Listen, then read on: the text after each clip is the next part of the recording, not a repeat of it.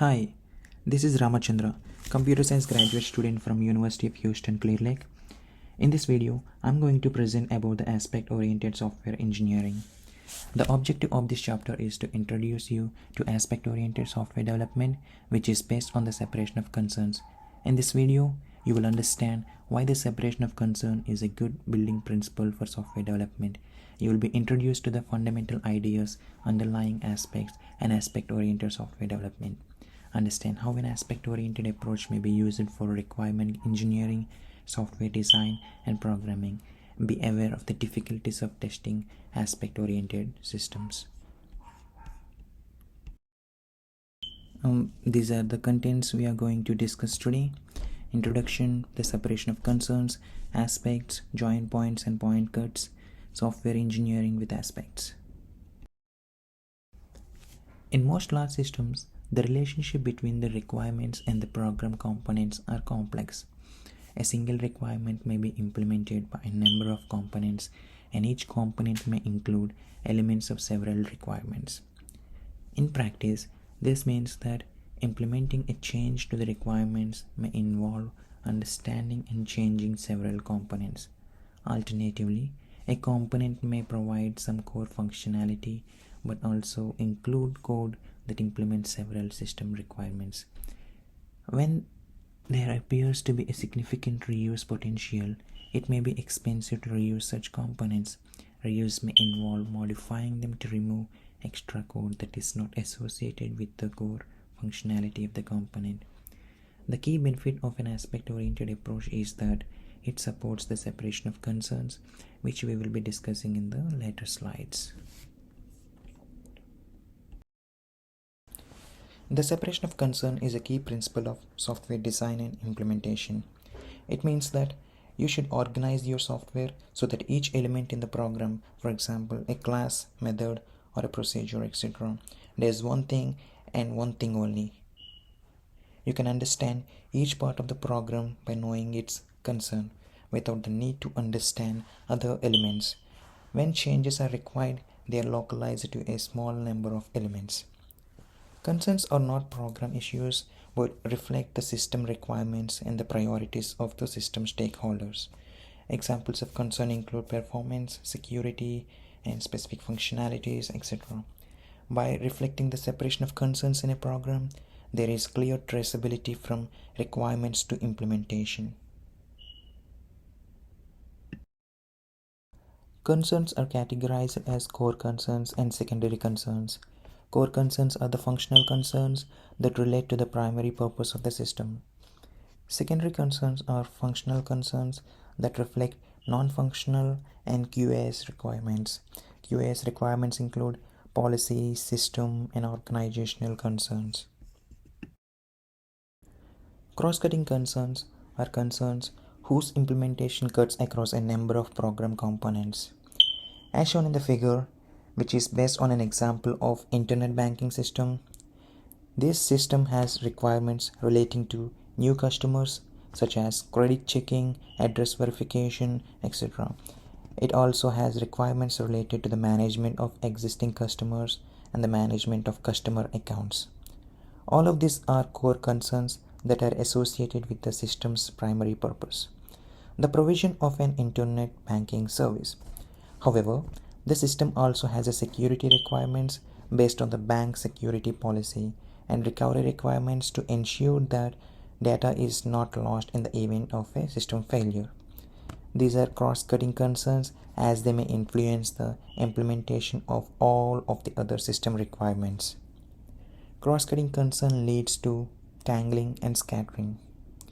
Tangling occurs when a module in a system includes code that implements different system requirements.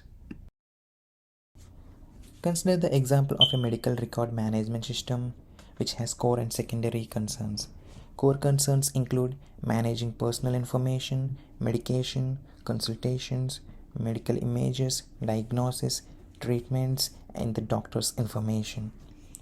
Secondary concerns include the maintenance of the statistical information of every patient and their doctors.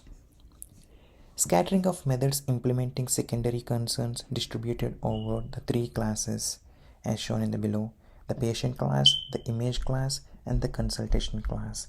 Each class is concerned only with their own concern. Like patient class deals only with the patient information, and the image class deals only with images, and the consultation class deals only with the appointments, like making appointment, cancelling, reassigning, etc. Problems with scattering and tangling occurs when the initial system requirements change. For example, say new statistical data of a patient had to be collected in the patient record system. The changes to the system are not all located in one place, and so you have to spend time looking for the components. You then have to change each of these components to incorporate the required changes. This may be expensive because analyzing and testing the components take time and money. Some code that should be changed may be missed. Several changes have to be made. This increases the chances that you may make a mistake and introduce new errors into the existing software. These are the terminology used in the aspect-oriented software engineering: advice, aspect, join point model, point cut, weaving, and the respective definitions are mentioned in the table.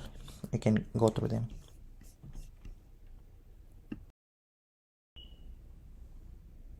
There are many possible types of events that may occur during program execution.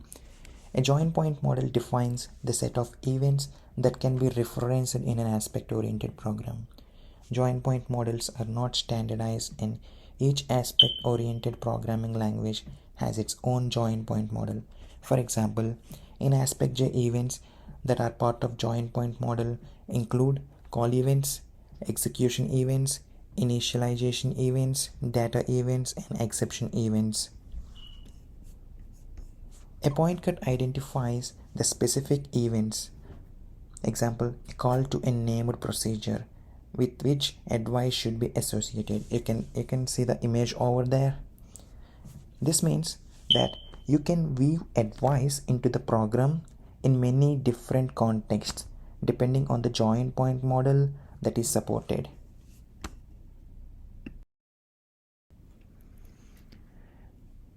Aspect weaving. Aspect weavers process source code and weave the aspects into the program at the specified point cuts. There are three approaches to aspect weaving, and the first one is source code pre-processing, where a weaver takes source code input and generates new source code in a language such as Java or C++, which can then be compiled using the standard language compiler. And the second approach is link time weaving. In link time weaving, where the compiler is modified to include an aspect weaver, an aspect-oriented language such as an AspectJ is processed and standard Java bytecode is generated. This can then be executed directly by a Java interpreter or further processed to generate native machine code. And the third approach is dynamic weaving at execution time. In this case, join points are monitored, and then when an event that is referenced in a point cut occurs, the corresponding advice is integrated with the executing program. Aspects were originally introduced as a programming language construct, but as I have discussed, the notion of concerns is one that really comes from the system requirements. Therefore, it makes sense to adopt an aspect-oriented approach at all stages of the system development process. In the early stages of software engineering, adopting an aspect-oriented approach means using the notion of separating concerns as a basis for thinking about the requirements and the system design. Identifying and modeling concerns should be part of the requirements engineering and design process. Aspect-oriented programming language then provides the technical support. The architecture of the aspect-oriented system is based around a core system plus extensions. As you can see in the image, there is a core system and there are 6 other extensions which are attached to the core system. The extensions to the core system reflect additional stakeholder concerns, which must be integrated with the core system.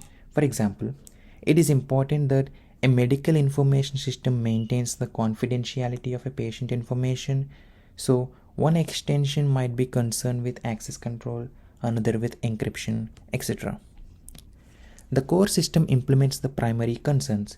Extensions implement secondary and cross-cutting concerns. Now let's talk about the concern-oriented requirement engineering, an approach to requirements engineering that focuses on customer concerns and is consistent with aspect-oriented software development.